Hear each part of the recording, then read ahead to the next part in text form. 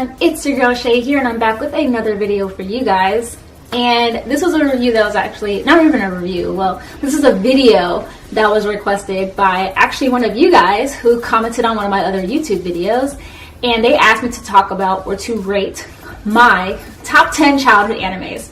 So this took me a little bit of time to think of, and I had to think of animes that I either had seen as a child or had maybe watched maybe one episode of. So it was kind of, I'll be honest, a little bit difficult for me to remember any animes that I remember watching as a child.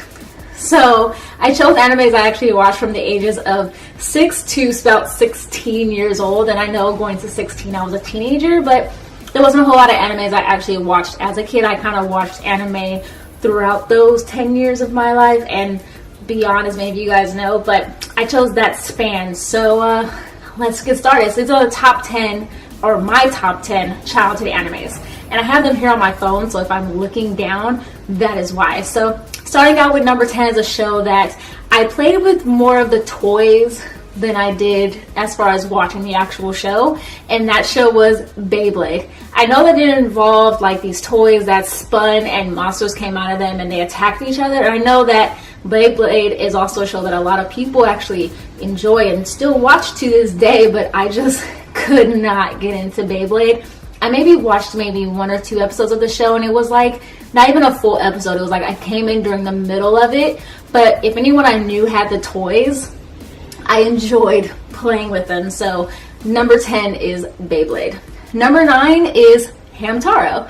Once again, it was a show that looked very, very cute. I know it involved a hamster, and I liked watching it, but once again, it was just like Beyblade. I never actually really went and sat down and watched an entire episode, and it wasn't a show that once I watched it, I got hooked on it. I maybe watched, once again, a few episodes right in the middle, and that was literally it. There wasn't much to it. And I think I maybe saw this show when I was maybe like 8 or 9 years old. Once again, don't know a whole lot about it, but number 9 has to be Hamtaro. Coming into number 8, we have another show that was kind of similar to Beyblade, but I actually ended up watching this entire show, and that is Yu-Gi-Oh! Now, I've only watched the entire first season of Yu-Gi-Oh!, but I have enjoyed the theme songs for like either the most recent Yu-Gi-Oh! Or like the Yu-Gi-Oh! Season that came out a few years ago. I know I was in college and I enjoyed the theme song a lot, but I loved playing the card game of Yu-Gi-Oh! Before. So I didn't actually watch the entire first season of Yu-Gi-Oh! Until I was like in college, and I enjoyed it. I thought it was actually a really cool show. But when I was in like 7th grade, 6th, 7th grade, maybe even 8th grade, which was when Yu-Gi-Oh! Was really, really big of a show, my cousins enjoyed watching it. I didn't really get it too much, but I did sit down and watch it with them every now and then. But I enjoyed playing the card game. But while playing the trading card game, the only card I knew was either Dark Magician or 3 Eyes White Dragon. Whatever that card was called. Those were the only cards that I really knew about. And I only wanted those cards when I played the game. So yeah, number 8 is Yu-Gi-Oh! Coming in at number 7, we have Digimon. Yes, Digimon. I know that before Digimon was like out like in 1998-ish, 1999, and it was like a huge thing with like which is better, Digimon or Pokemon, and I was a huge Pokemon fan. So Digimon wasn't a huge thing for me. I really enjoyed watching the very first Digimon movie. I actually still have it on VHS, and I also enjoyed watching the Digimon Tri movie when they came out with Digimon.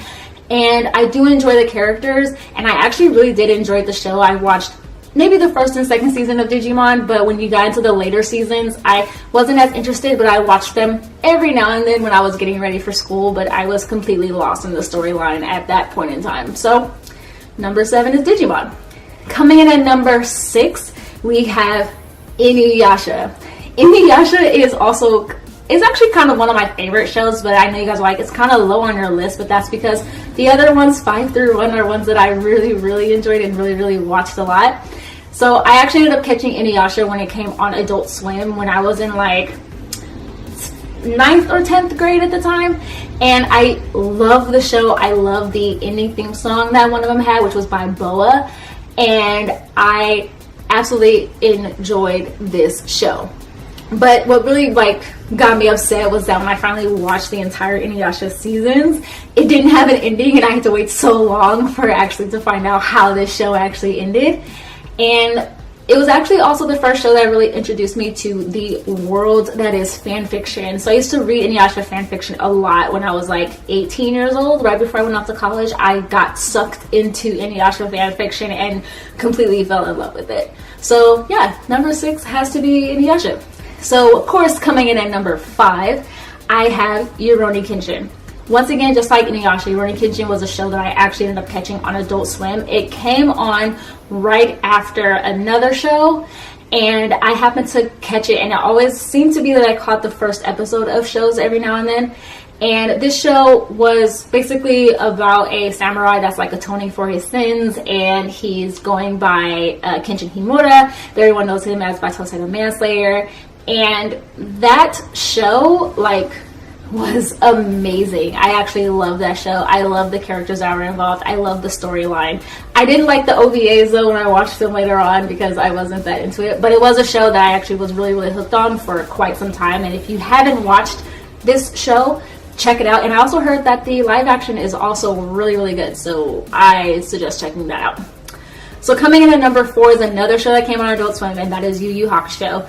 These ones, Rurouni Kenshin and Yu Hakusho, both came on when Adult Swim came on in the afternoons. And once again, I happened to catch Yu Hakusho because it came on right after Dragon Ball Z. And I absolutely ended up falling in love with it. It's about a boy by the name of Yusuke Urameshi, who's kind of like a delinquent a little bit. So he's like a weird kind of anti-hero a little bit. And he ends up like dying, but it wasn't his time, so he comes back and he becomes a spirit detective for the spirit world, and he has to like beat all these like demons and stuff like that. So it's once again really cool show. It actually had a very strong like female character in there also, and once again I just love the imagination of that entire world, and it had me hooked from the beginning to the end, and such an amazing show. So once again, if you haven't checked that show out, watch it. So coming in at number 3 is, of course, a show I just named, which was Dragon Ball Z. Dragon Ball Z, I know for a lot of you guys are like, it should be higher on the list because it's like iconic and it's legendary, and I agree. Dragon Ball Z is very legendary of a show. Dragon Ball Z was actually a show that my brother more so watched, and of course, those of you that do not know, Dragon Ball Z involved a character by the name of Goku, and him and his friends are like going out and defeating all the different evil people in the universe. That it's a very long and drawn out show, but it is iconic and legendary. But my brother was heavily into Dragon Ball Z, which got me into it later down the line, and I enjoyed the show. It had its problematic aspects, to be honest with you, but still a very good show, and it's a very long show. But I feel like if you want someone to show someone anime, Dragon Ball Z is maybe a little bit of the way to go, but it's an interesting show overall. So coming in at number 2, we have Pokemon.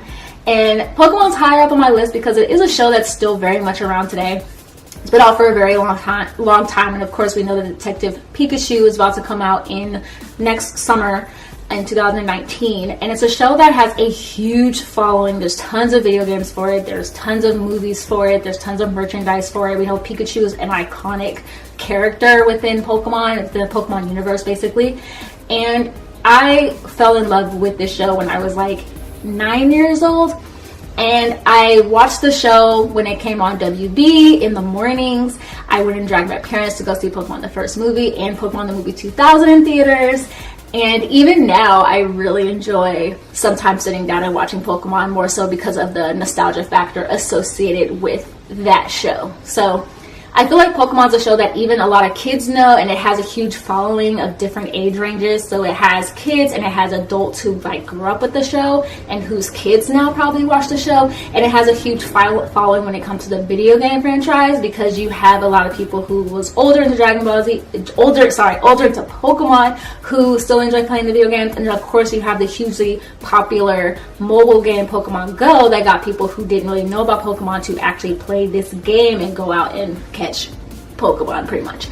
So yeah, number 2 is Pokemon. Number one childhood anime, you guys should already know this, you guys should know, it's gonna be Sailor Moon. And I chose Sailor Moon for number 1 because it is a show that for me is super, super nostalgic. Sailor Moon, of course, is about a girl by the name of Usagi Tsukino, otherwise known as Serena in the English version, and she finds out that she's like this superhero crime fighter named Sailor Moon, and she has the Sailor Scouts that are with her that are also named after the different planets. Also, she finds out she's the Moon Princess, and basically they beat, or they go out and they defeat evil, like the Negaverse, and so on and so forth. I remember watching this show when I was 6 years old. I got completely hooked on it. I wanted a Sailor Moon cake, I wanted Sailor Moon sheets, I wanted all the merchandise. Now that it's a little bit past when Sailor Moon has came out, it's still a very, very popular show, but it doesn't have any like merchandise and stuff like that as much as there used to be. But I definitely enjoy this show, so that has to be my number 1 childhood anime. So that's my top 10.